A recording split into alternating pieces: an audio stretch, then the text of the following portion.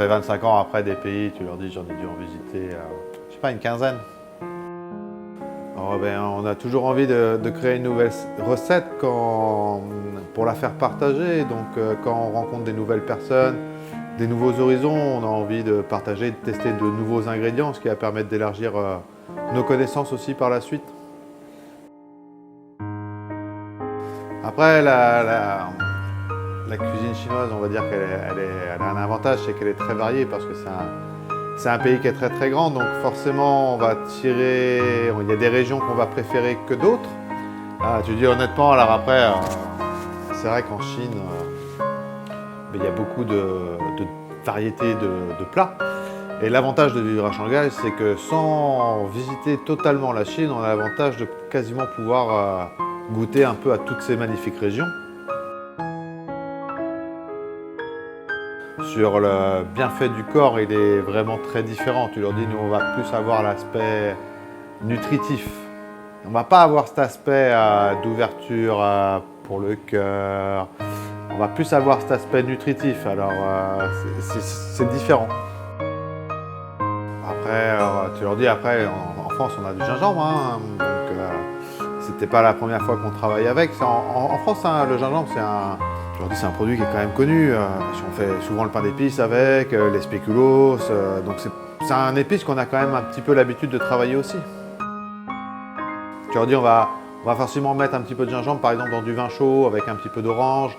Ça va permettre de renforcer, d'amener un petit peu de piquant, d'amener cette sensation de chaleur que le gingembre il va apporter en infusant. Quand tu leur dis l'intérêt de notre métier, c'est quand même d'évoluer avec les pays qu'on visite ou dans lesquels on habite.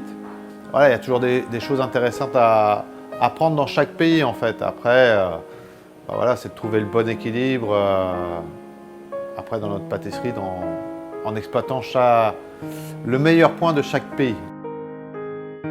C'est une racine que j'aime beaucoup parce qu'elle réveille beaucoup de, comment dirais-je, elle a tendance à réchauffer les cœurs comme on dit.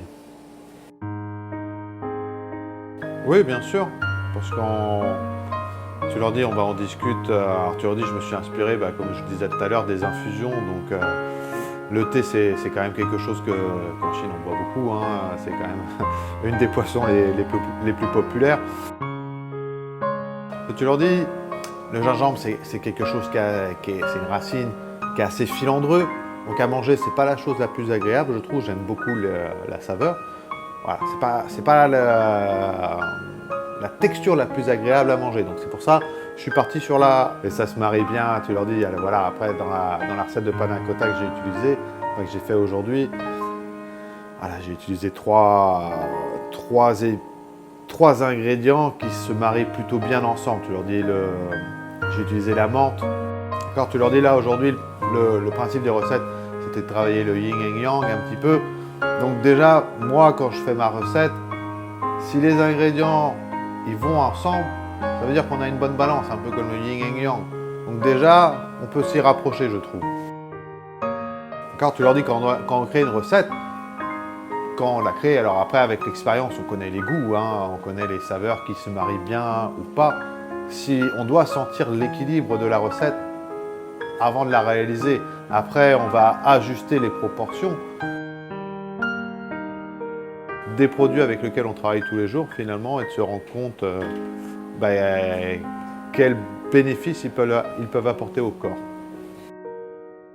Après, il y en a beaucoup que je ne connais pas encore, donc oui, forcément, ça va m'amener à faire des mix, des mélanges et voir si ça se marie bien.